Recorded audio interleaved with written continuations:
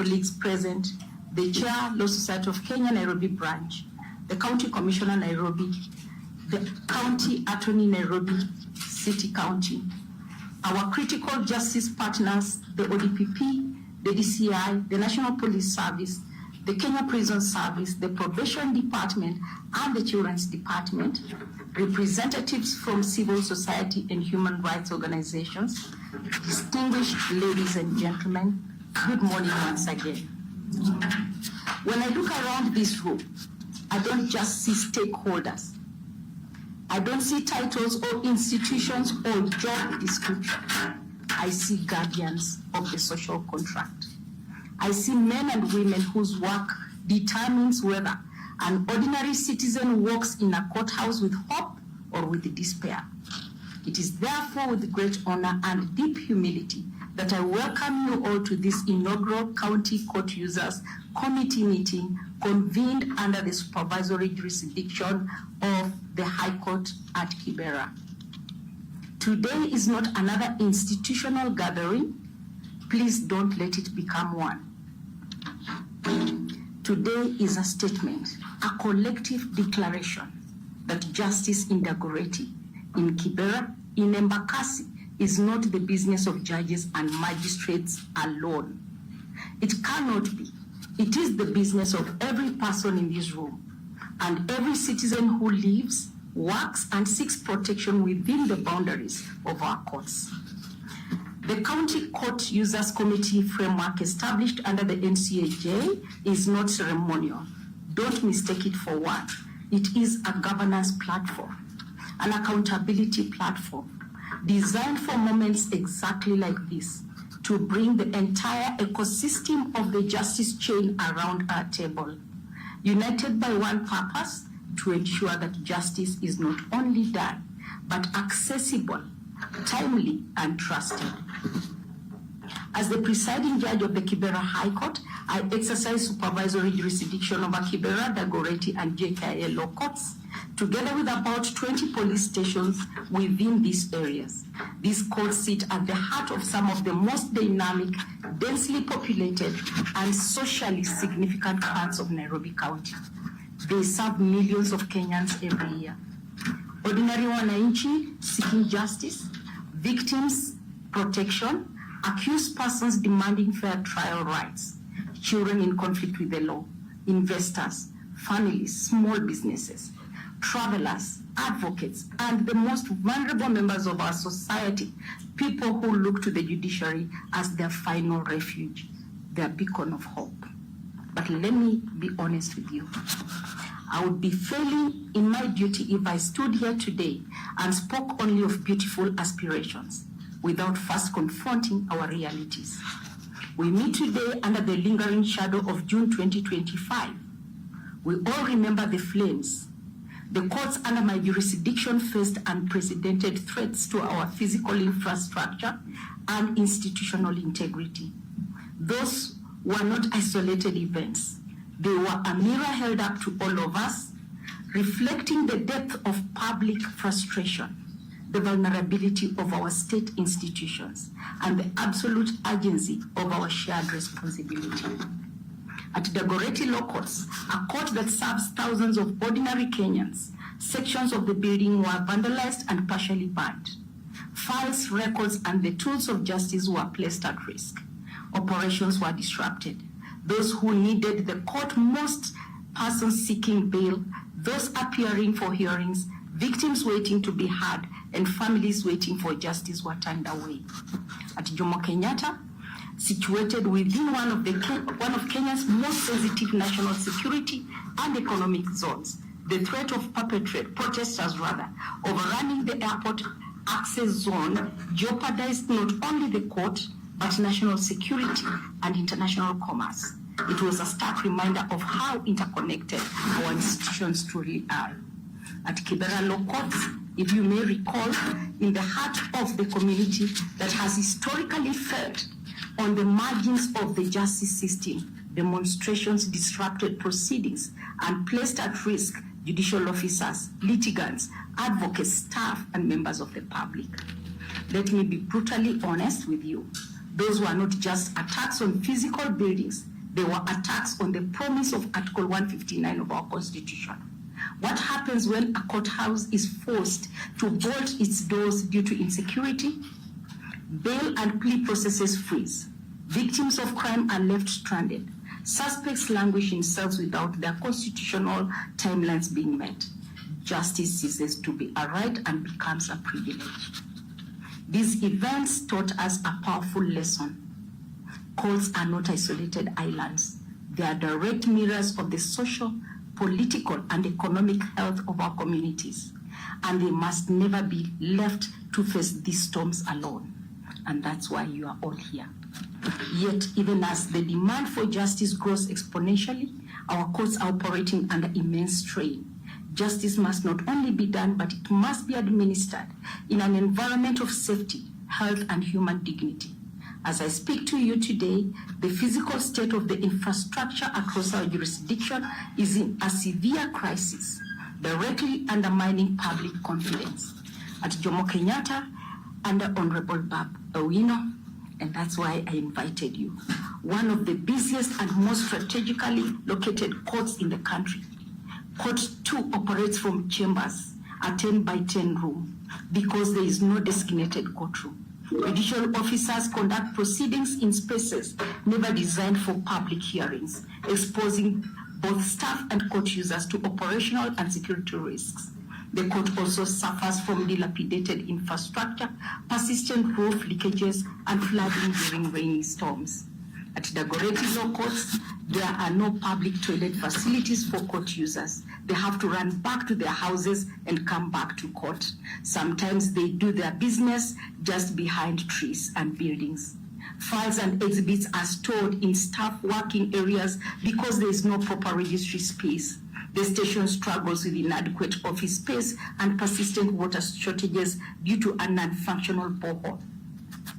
At Kibera Law Courts, sections of the buildings are deteriorating with visible cracks and severe roof leakages. The access road is badly damaged and congested. Garbage is dumped at the entrance of the court, and there is raw open sewage at the gate. These are conditions completely inconsistent with the constitutional vision of dignified, people-centered justice.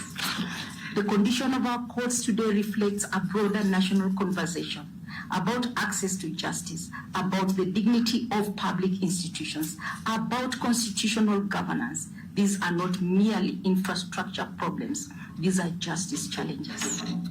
Because when litigants walk through sewage to access a courtroom, when witnesses sit in flooded corridors, when courtrooms operate from unsafe spaces, when judicial infrastructure deteriorates, public confidence in justice is weakened and it wanes. And yet, despite these challenges, our courts continue to serve. That is why today's conversation matters. That is why your presence matters, Mheshimiwa. Honorable Member of Parliament, you are the legislative voice of the commitments these courts serve. You are uniquely positioned to champion peaceful civic engagement, to protect constitutional rights, and to ensure that public participation does not undermine the institutional foundations of our democracy. You also have access to platforms and resources that can make a practical difference. Today, I respectfully ask you for your partnership, Honorable Member. I urge you to consider supporting our courts and through CDF and other appropriate mechanisms, including the acquisition of construction materials for decent public sanitation blocks at Dagoretti Law Courts. At JKIA Law Courts, we urgently require support of a container, a 20-by-20 container structure to serve as a second courtroom so that the court can match its growing workload and strategic national importance. That is a court that handles transnational organized crimes, including drug trafficking, wildlife trafficking, and human trafficking. The current situation is untenable. At Kibera Law Courts, the access road urgently requires improvement and recarpeting. Access to justice begins with physical access. If one day a fire breaks out in Kibera, all of us will die because there is no escape route. If a litigant cannot safely reach the court, justice has already failed before proceedings begin. To our security partners, the OCPDs, the DCIOs, officers in charge of stations, and all security agencies represented here, your partnership remains critical. The relationship with security agencies is not adversarial, it is complementary. When courts are secure, justice functions effectively. When justice functions effectively, it becomes safer. To our security partners, the officers commanding police divisions, the DCIOs, the officers in charge of Jomo Kenyatta, and also presented here, your cooperation is the backbone of our court's physical operational continuity. The relationship between the judiciary and the security sector is complementary. To our partners from the Office of the DPP, Probation, the Children's Office, Immigration, and agencies represented here, you are pillars of the justice chain. Every case that moves efficiently from arrest to resolution, from charge to disposal, from conflict to accountability is the result of your coordination with the courts. To our civil society partners, International Justice Mission, Justice Defenders Legal Resource Foundation, National Legal Aid Service, Women's Link Worldwide, the Kenya National Commission on Human Rights, and others, you are the bridge between institutions and the vulnerable. You carry the voices of those who cannot always carry themselves into our courts. Your presence today affirms that justice must remain human-centered. In return, the judiciary commits to partnership. We commit to transparency. We commit to accountability. We commit to holding this forum regularly, not as a one-off event, but as a standing platform for genuine multi-sector justice governance. We commit to Article 159 and 73 of the Constitution, which calls on us to deliver justice without undue regard to procedural technicalities, to protect the rights of the vulnerable, and to administer justice on behalf of the people, because we are just mere trustees. Ladies and gentlemen, even as we fix our physical structures, we must also modernize our legal frameworks. True to our theme, social transformation through access to justice, we are expanding alternative dispute resolution.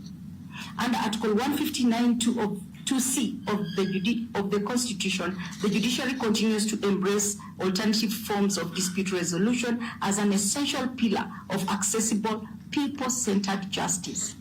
Today, I'm proud to say that Kibera Law Courts has become the pilot court for court-annexed mediation in criminal matters, launched by Honorable Justice Muchelule, Chair of the Steering Committee in Mediation.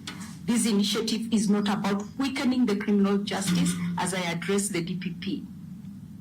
It is about strengthening restorative justice, reducing unnecessary conflict, creating pathways for healing, accountability, and reconciliation where appropriate within the law. But for mediation in criminal matters to succeed, it requires buy-in from all of you, the judiciary, ODPP, police, advocates, prisons, probation services, civil society, parliament, and the public itself. That is why the conversation we will have today are important. Distinguished guests, the judiciary remains fully committed to building a system that is accessible, transparent, efficient, and emphasis people-centered. But people-centered justice requires more than courtrooms and statutes. It requires servant leadership. It requires partnership. It requires courage to confront difficult realities. And above all, it requires a shared national commitment to uphold the rule of law and protect public institutions. That is the spirit that brings us together today. I am reminded of a simple but enduring truth. A chain is only as strong as its weakest link. In the justice chain, the weakest link is not any one institution, it's the absence of collaboration. Today we strengthen that chain. Today we choose coordination over isolation, partnership over parallelism, shared accountability over deferred responsibility. To every person in this room, your presence here is itself an act of justice. You have chosen to show up for the people we all serve. So I invite you now to engage fully, to speak candidly about the challenges, to offer solutions with courage, and to live here with concrete commitments, and that we will track, review, and build upon at every subsequent sitting of this committee. The Kibera High Court stands ready to lead the process, but we cannot and we will not do it alone. Thank you. May God bless you all. Justice.